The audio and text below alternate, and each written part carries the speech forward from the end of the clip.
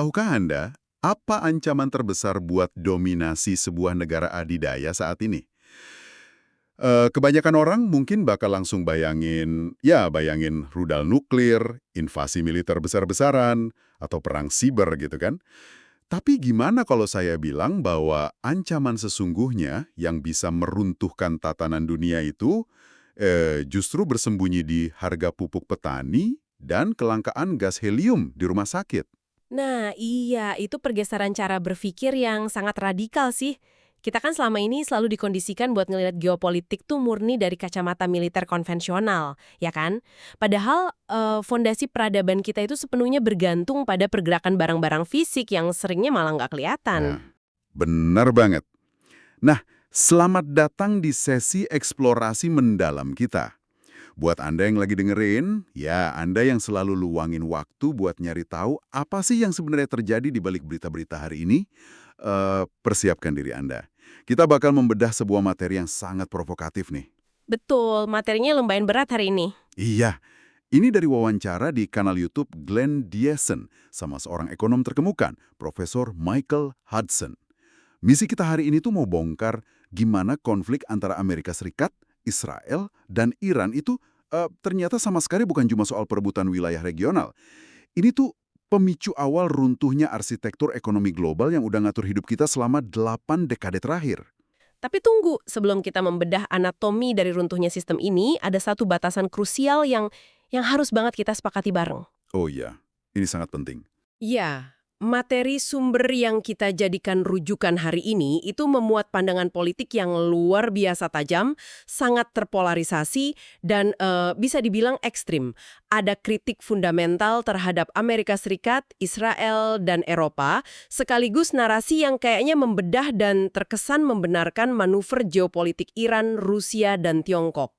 Nah, saya mau memperjelas satu hal ke Anda semua. Posisi kita di sini tuh sama sekali nggak memihak. Nggak sama sekali. Kita nggak lagi mengadvokasi, mendukung, atau mempromosikan ideologi manapun yang ada di materi ini. Pekerjaan kita murni sebagai analis forensik aja. Bener, kita cuma mau netral ya. Iya, kita ambil argumen-argumen ekstrim ini, kita taruh di atas meja operasi, terus kita bedah gimana sih logikanya pekerja. Tujuannya, supaya Anda bisa paham gagasan radikal apa yang diam-diam ngebentuk kebijakan dunia hari ini. Oke, mari kita mulai dari dasar panggungnya, yaitu energi. Energi ya, ini fondasi yang sering dilupakan. Kan di diskusi ekonomi arus utama, energi itu sering dianggap cuma nyumbang sekitar 10% lah dari PDB global. Logika sederhananya kan, kalau sektor energi hancur, ya ekonomi kita cuma berkoreksi 10% gitu. Tapi analisis Hudson menghancurkan asumsi itu kan. Hancur total, asumsi 10% itu adalah ilusi yang sangat berbahaya. Soalnya itu cuma ngitung nilai moneter energi waktu dijual di pasar, bukan ngitung fungsinya secara fisik atau termodinamika. Maksudnya, fungsi termodinamika gimana tuh? Jadi gini, Hudson menguraikan kalau tanpa energi 90% sisa PDB itu nggak akan pernah terwujud. Nggak ada. Coba kita ambil contoh paling dasar deh, yang ngaruh ke harga makanan di piring Anda yang lagi dengerin nih, pupuk. Oke, pupuk. Gimana tuh kaitannya? Saat aliran energi terganggu, biaya buat bikin pupuk di negara-negara kayak India dan Amerika Serikat itu meroket nggak karuan.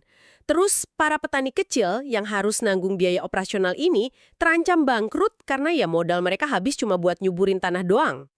Oh, wow. Sementara itu, perusahaan-perusahaan raksasa yang jual beli komoditas pertanian ini malah nyetak rekor untung besar ya? Betul banget. Kenapa? Karena mereka udah ngunci harga beli hasil panen dari petani di awal musim, terus mereka jual dengan harga tinggi banget ke pasar global.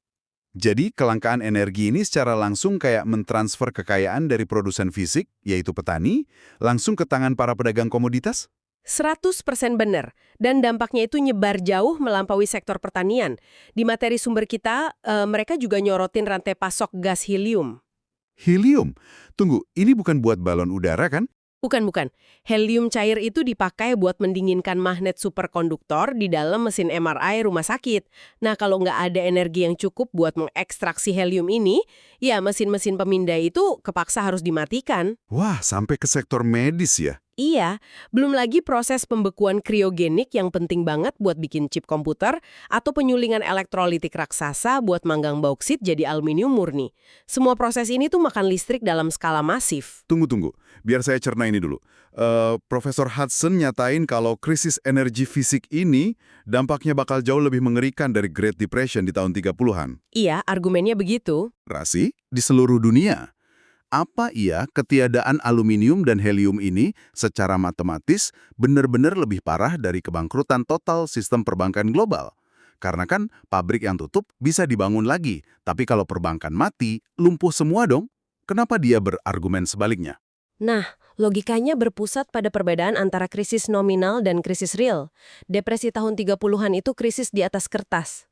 Uangnya hilang dari peredaran, utangnya numpuk, kredit macet. Tapi kan mesin-mesinnya masih ada di pabrik. Tanah pertaniannya juga masih subur kan? Betul, minyaknya juga masih mengalir di dalam bumi. Krisis finansial tuh masih bisa dipecahkan dengan goresan pena. Pemerintah bisa hapus utang, atau ngerestrukturisasi bank, atau nyetak uang baru buat stimulasi ekonomi. Tapi krisis yang sekarang ini adalah terhentinya molekul fisik. Oh oke, jadi kita nggak bisa menyelesaikan masalah nggak ada pupuk cuma dengan nyetak uang. Tepat. Anda nggak bisa nutupin kurangnya pasokan helium pakai duit kuantitatif triliunan dolar. Kalau barang fisiknya nggak ada, nyetak uang itu cuma bakal bikin hiperinflasi. Paham. Kalau boleh saya pakai analogi nih ya, energi itu bukan sekedar satu potong kue di dalam ekonomi kita. Energi itu adalah ovennya. Nah, analogi yang bagus banget. Iya kan? Tanpa oven, nggak peduli seberapa banyak tepung sama telur yang Anda tumpuk di dapur atau uam yang Anda cetak, nggak bakal pernah ada kue yang matang. Semuanya mentah. Nah, kalau krisis fisik ini adalah senjata utamanya, gimana tepatnya negara kaya Iran pakai ini sebagai alat tawar di panggung global? Mereka tuh sadar betul kalau mereka megang kunci dari oven ekonomi dunia yang Anda sebut tadi. Analisis dari wawancara ini ngejelasin kalkulasi dingin dari pihak Iran. Kayak gimana kalkulasinya? Mereka tahu persis kalau mereka diem aja waktu musuh nyerang infrastruktur atau kilang minyak mereka, ya mereka bakal mundul ke zaman batu sendirian. Karena itu, mereka bikin strategi yang mirip banget sama konsep perang dingin, yaitu mutually assured destruction atau kehancuran bersama. Hah? Tunggu. Jadi alih-alih pakai nuklir, mereka pakai ancaman kehancuran ekonomi bersama? Persis. Strategi mereka tuh, kalau eksistensi mereka terancam secara fundamental, mereka nggak akan mau runtuh sendirian. Mereka ngasih sinyal kuat kalau mereka punya kapasitas buat menghancurkan infrastruktur produksi minyak negara-negara Arab di sekitarnya. Wah, kalau itu terjadi, aliran energi global langsung putus dong. Dan depresi internasional yang nggak bisa diselesaikan pakai uang tadi bakal langsung terpicu. Nah, buat dukung postur ini, pertahanan militer mereka dibikin sangat terdesentralisasi. Sumber materi kita bahkan ngeklaim satu fakta ironis nih. Apa tuh faktanya? Katanya, bom-bom canggih Amerika tuh kadang cuma menghantam balon-balon udara murah yang dibeli dari Tiongkok yang sengaja disamarkan seolah-olah itu peluncur rudal. Serius? Menggunakan balon seharga ratusan dolar buat mancing rudal yang harganya jutaan dolar per buah. Itu asimetris banget sih. Tapi ada satu hal dari pernyataan Hudson yang sangat ganggu saya nih. Bagian yang mana? Dia nyebut ancaman Iran buat memicu kiamat ekonomi global ini sebagai sebuah, apa ya tadi istilahnya, kekuatan moral. Tunggu sebentar. Kita harus nantang gagasan ini. Mengancam untuk ngelumpuhin ekonomi seluruh dunia, yang berarti bikin miliaran orang tak bersalah kelaparan karena nggak ada pupuk, itu dibilang kekuatan moral. Iya, kedengarannya kontradiktif ya. Sangat.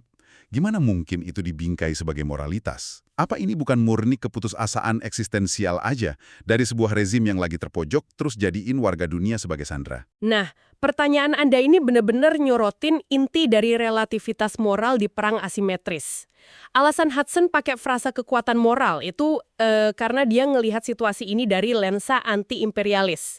Di kerangka berpikir itu, Iran dianggap sebagai satu-satunya aktor yang berani narik garis batas buat nolak hegemoni AS. Hegemoni yang mencoba memonopoli semuanya ya? Betul. Hegemoni yang menurut narasumber kita itu secara aktif nyoba memonopoli perdagangan pangan, minyak, dan dolar di dunia. Tapi ya realitas operasionalnya emang kayak yang Anda curigai.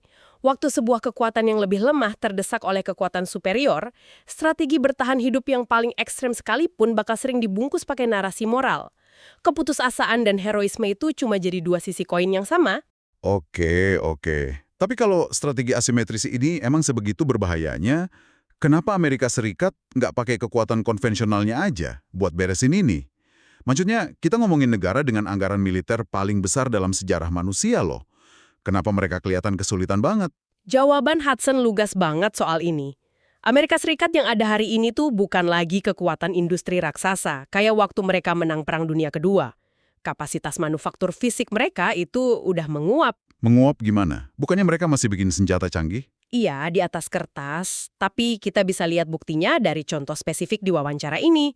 Kejadiannya pas perusahaan semikonduktor dari Korea Selatan dan Taiwan nyoba bangun pabrik chip di tanah Amerika. Oh ya, yang mereka diundang masuk buat balikin produksi chip ke AS itu kan? Terus ada masalah di lapangan. Masalahnya besar banget.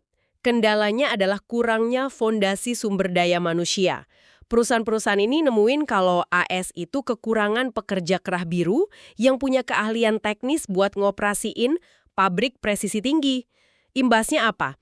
Perusahaan Taiwan dan Korea ini terpaksa harus nerbangin insinyur mereka sendiri dari negara asalnya. Wah, parah juga ya. Di negara adidaya, tapi nggak ada pekerja teknisnya. Dan kondisi ini, menurut analisis itu, diperburuk sama kebijakan domestik AS, termasuk pas era Trump yang mendeportasi imigran yang biasanya ngelakuin pekerjaan pembangunan fisik yang berat-berat. Paham. Jadi sebuah negara adidaya nggak bakal bisa ngebangun militernya kalau mereka lupa cara memproduksi barang fisik.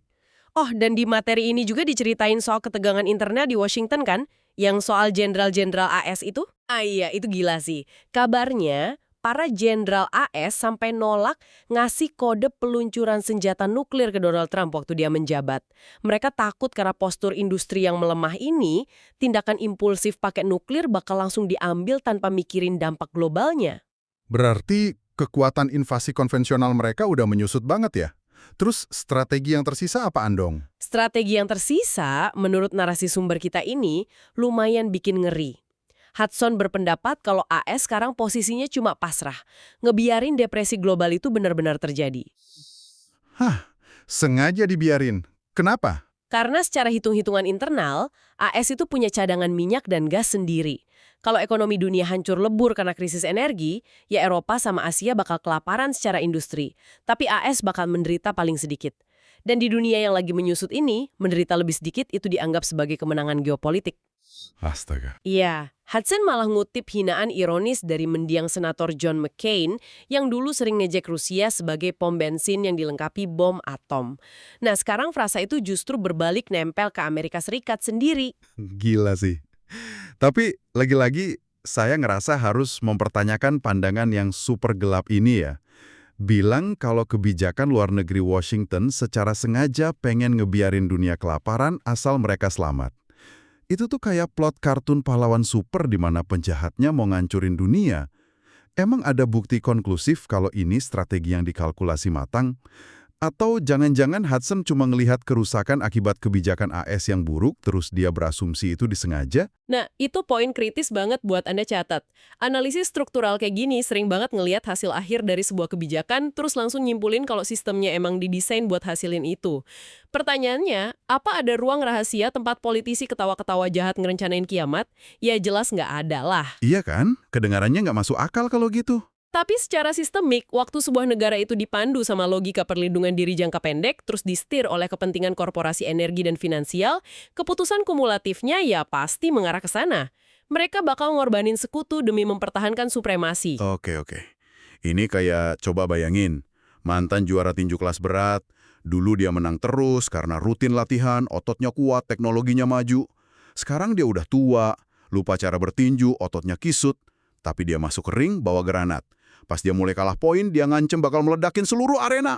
Analogi yang sangat pas. Nah, pertanyaannya, kalau kekuatan fisik AS udah runtuh, gimana caranya mereka bisa mempertahankan posisi dominannya selama puluhan tahun terakhir ini? Karena mekanisme pertahanan utama mereka tuh beralih. Dari yang tadinya dominasi industri, jadi dominasi finansial murni. Mereka yang megang kendali sistem saraf ekonomi dunia. Maksudnya dolar dan sistem perbankan itu ya? Tepat.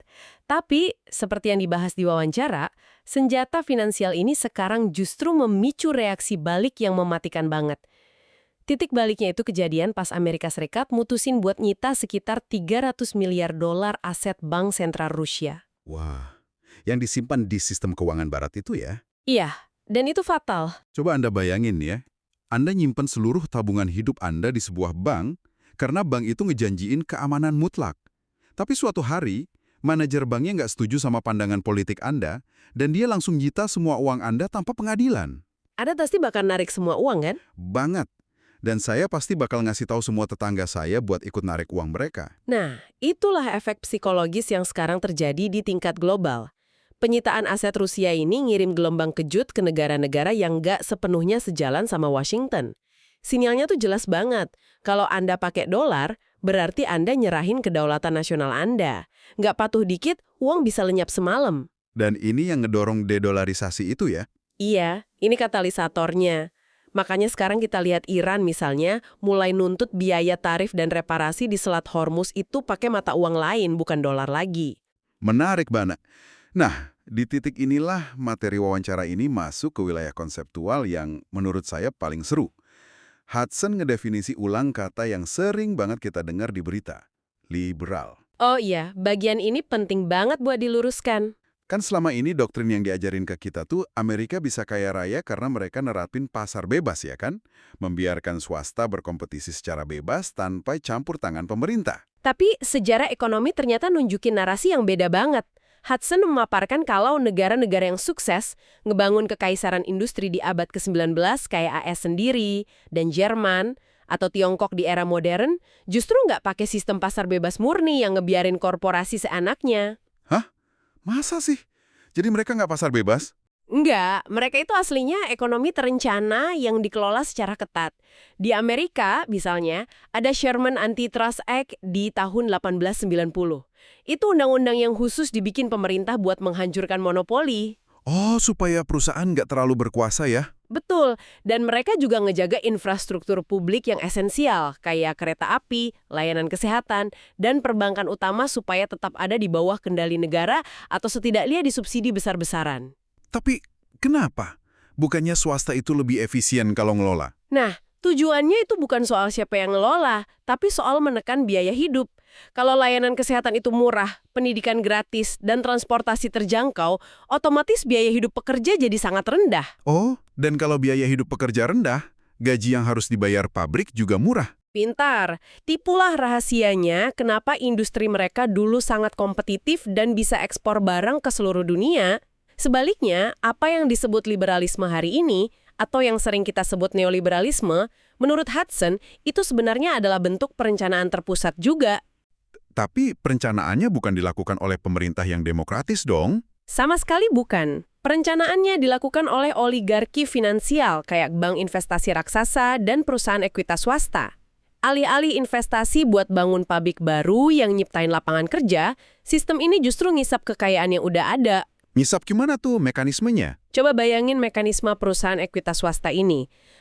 Mereka beli rumah sakit yang lagi jalan lancar, terus mereka jual tanah di bawah rumah sakit itu ke pihak ketiga. Abis itu, tanahnya disewain balik ke rumah sakit dengan harga selangit. Dan utang pembelian rumah sakitnya dibebankan ke pembukuan rumah sakit itu sendiri. Gila, jadi rumah sakitnya nanggung utang mereka. Iya, ekuitas swastanya ngambil untung tunai yang masif terus pergi. Sementara rumah sakitnya perlahan-lahan bangkrut karena nggak sanggup bayar utang dan sewa tanah yang baru diciptakan itu. Ini namanya melucuti aset, bukan membangun nilai. Nah, oke. Jadi buat Anda yang lagi dengerin, mari kita kaitkan ini sama kehidupan Anda ya.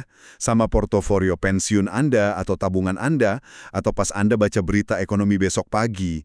Apa yang selama ini dibingkai pakai kata-kata manis kayak pasar bebas atau kebebasan ekonomi. Menurut analisis Profesor Hudson, pada praktiknya itu cuma sistem yang direkayasa buat nyedot kekayaan real dari masyarakat bawah ke segelintir elit finansial di atas. Betul sekali. Dan sementara Amerika Serikat sibuk ngelakuin ini, Tiongkok justru pakai resep lama milik Amerika dari abad ke-19 tadi buat menangkan pertarungan industri fisik. Ironis banget ya. Nah, kalau sebuah negara adidaya udah kehilangan industri fisiknya, terus sistem keuangannya juga sekarang dianggap berisiko tinggi sama dunia. Satu-satunya hal yang tersisa buat diekspor ke sekutunya itu apa? Rasa takut kan? yang akhirnya ngebawa kita ngomongin soal kekuatan militer AS di luar negeri. Nah, perlindungan keamanan itu emang jadi satu-satunya produk yang tersisa buat mempertahankan dominasi mereka. Tapi, materi kita nggak join tesis yang provokatif banget. Perlindungan itu sekarang nggak lebih dari sebuah ilusi. Ilusi gimana?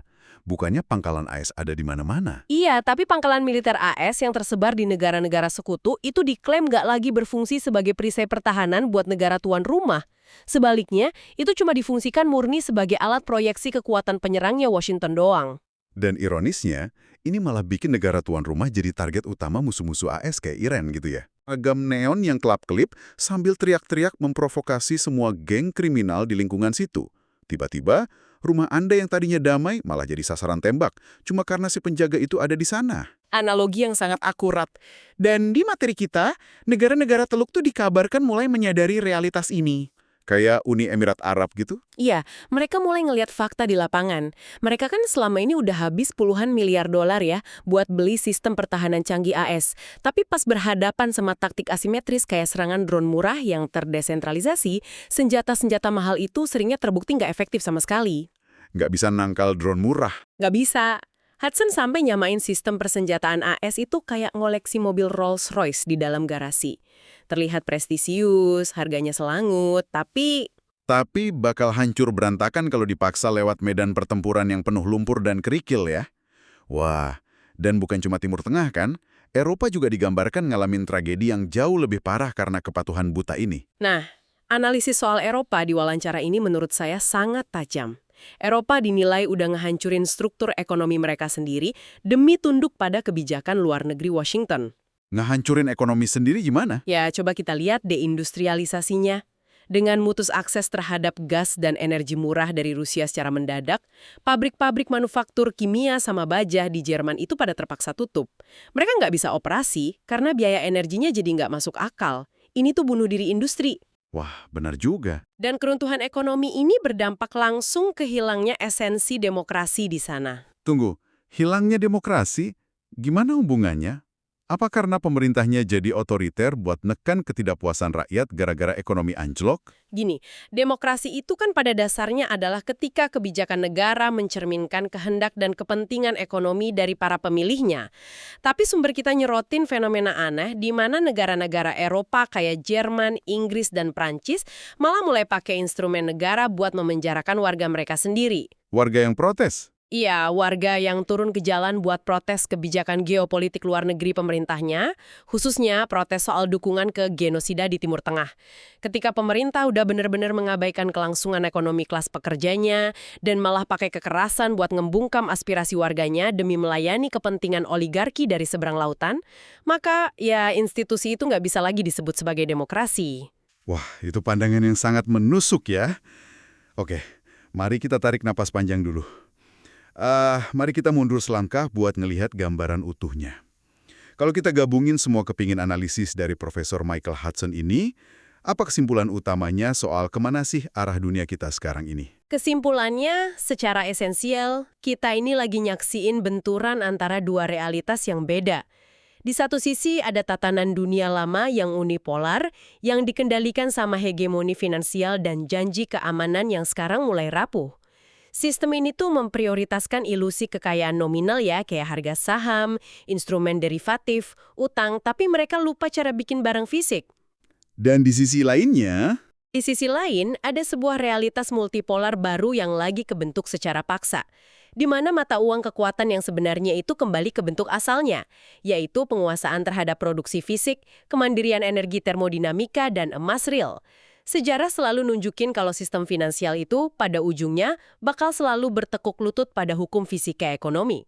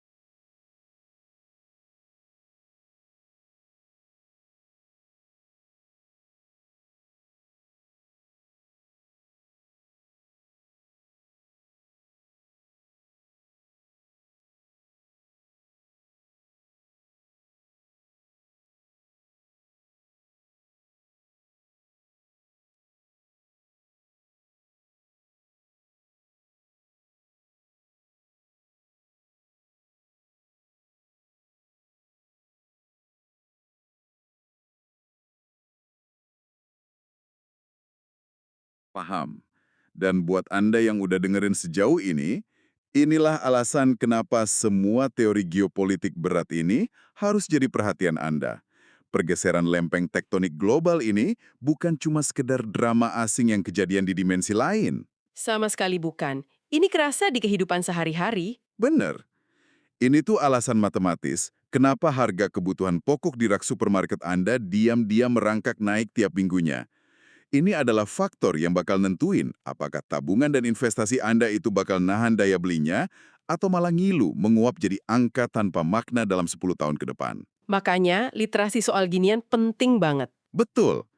Dan yang paling krusial, memahami argumen-argumen radikal semacam ini tuh jadi satu-satunya cara buat mempersenjatai diri Anda dengan filter kritis pas baca berita harian. Supaya Anda nggak gampang terjebak sama penyederhanaan isu yang tujuannya memanipulasi emosi publik. Setuju banget.